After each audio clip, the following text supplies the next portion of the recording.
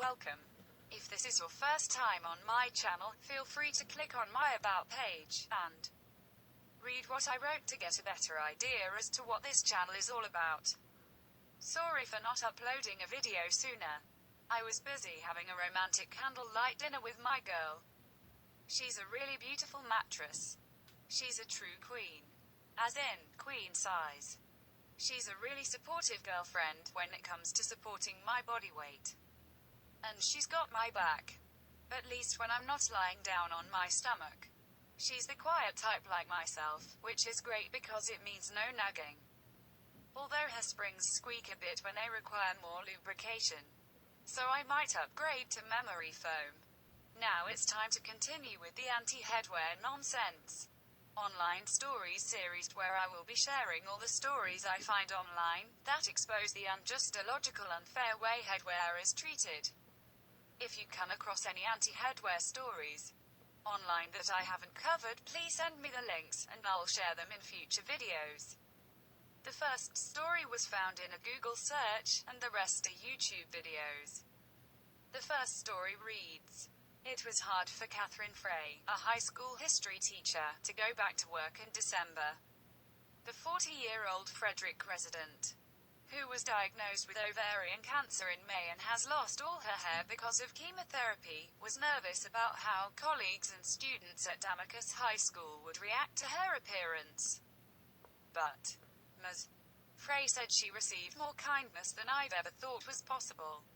Though against school policy, officials let her wear a baseball cap in the school building until her hair grows back. Comforted by the understanding in her workplace, Ms.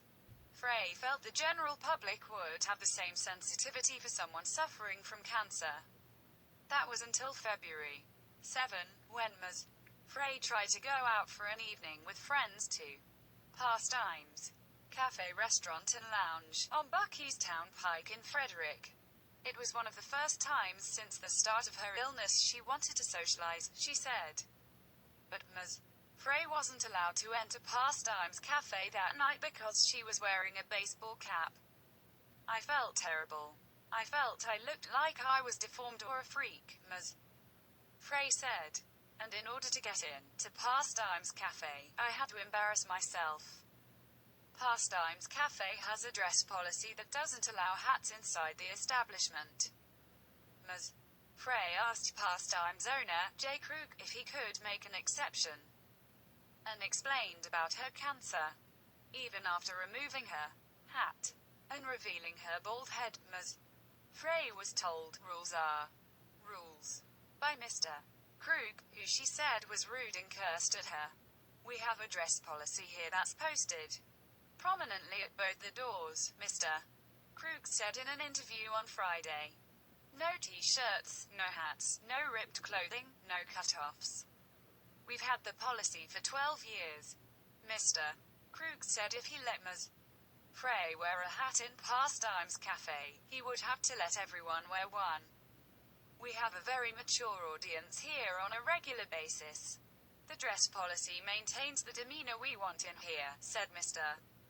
Krug, who denied using foul language toward Ms. Frey or any other customer. Mr. Krug also said he thought Ms. Frey looked fine without the baseball hat. Cynthia Grosso, an etiquette expert with the Charleston School of Protocol and Etiquette, Inc.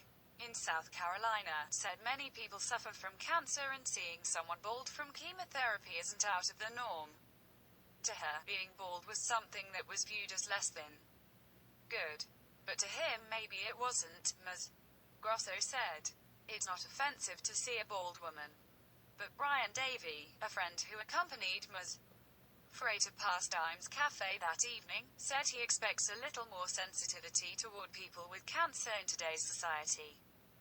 I felt very upset for Katie to be ostracized like that in that kind of situation. It's ridiculous and unfortunate, said Mr. Davey, a Maryland State Police trooper. Cancer advocacy groups hadn't heard of any cancer patients receiving the kind of ill treatment as Ms. Frey said she got at Pastimes Cafe. Nikki Carl, president of the Maryland Division of National Ovarian Cancer Coalition in Annapolis, called the situation outrageous and horrific. It's really a difficult thing for a woman to lose her self-image, Mrs. Carl said. She's got to have a very strong will and a lot of self-confidence to go out there and hold her head high. And to have someone come around and crush that? They're crushing someone's spirit when just a sliver is left.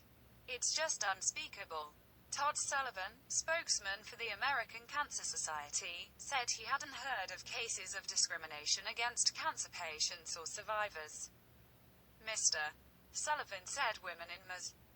Frey's situation may benefit from the American Cancer Society's Look Good Feel Better program, which helps women cope with hair loss and maintain their identity throughout chemotherapy treatments.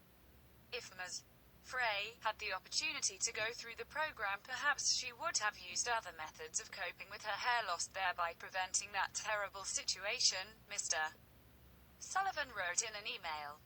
The first video talks about no baseball caps in bars. The second video features a smart student defending why it should be okay to wear headwear in school.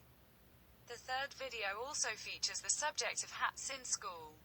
The fourth video features a man asked by a judge to remove his hat in court. The judge gives him an opportunity to give a reason why he doesn't want to remove his headwear. But maybe the man feels embarrassed and doesn't want to be forced to explain himself. If the tradition was to remove your shoes in a court of law instead, then I'm sure there wouldn't be any issue. And finally, I'm including a bonus video. The link was sent to me by a viewer. It features Fred Durst of Limp Bizkit and a fan invited on stage by Fred, who tries to remove his hat. You wouldn't cut someone's hair without their consent, so don't remove someone's headwear without their consent. I've provided the links to all these stories in the description below. Thanks for watching. Until the next video.